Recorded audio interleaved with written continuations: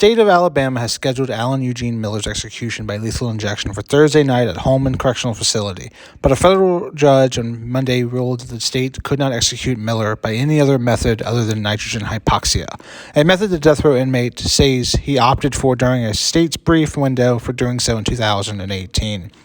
Questions have arisen over the use of nitrogen hypoxia as a method for execution, as well as whether the State Department of Corrections lost or misplaced Miller's opt-in form for that execution method, which has never been used to execute a human and is not yet ready to be employed in the state of Alabama. Here's what we know so far about Miller's case and the method that could be used in his rescheduled execution. Alan Miller, 57, was sentenced to death for the killing of 3 men in a workplace shooting in Shelby County in 1999.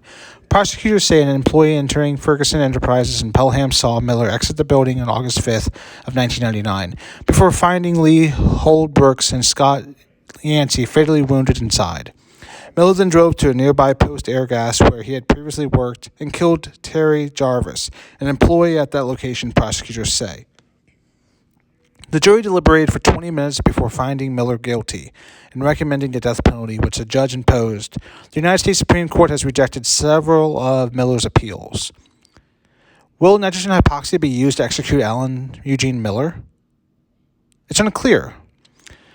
James House, Deputy Attorney General for Alabama, made headlines on September 12th by saying that it was very likely that the state would be able to execute Miller by nitrogen hypoxia on his scheduled execution date of September 22nd of 2022. A federal judge pushed for a definite answer, and the Alabama Department of Corrections filed an affidavit in federal court on September 15th that backpedaled on that previous statement. On September 19th of 2022, U.S. District Judge R. Austin Huffaker Jr.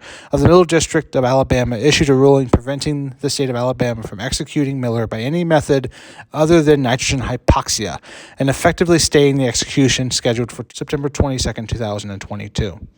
The state of Alabama has appealed the decision. Additional court findings were expected to be released on Thursday, September 22nd, 2022. Allegations of lost form to choose nitrogen hypoxia as an execution method for Alan Miller. In a lawsuit filed Monday in the United States District Court for the Middle District of Alabama, Miller says the Alabama Department of Corrections lost a form he claims he submitted in 2018, electing to be executed by nitrogen hypoxia. Miller requested that the court enjoin the state from putting him to death by lethal injection.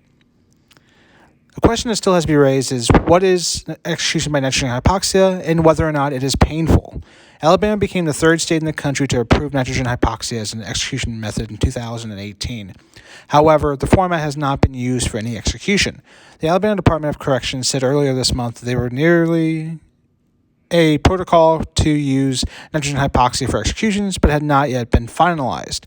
When Alabama and 2 other states authorized nitrogen hypoxia, supporters said it was more humane method of execution.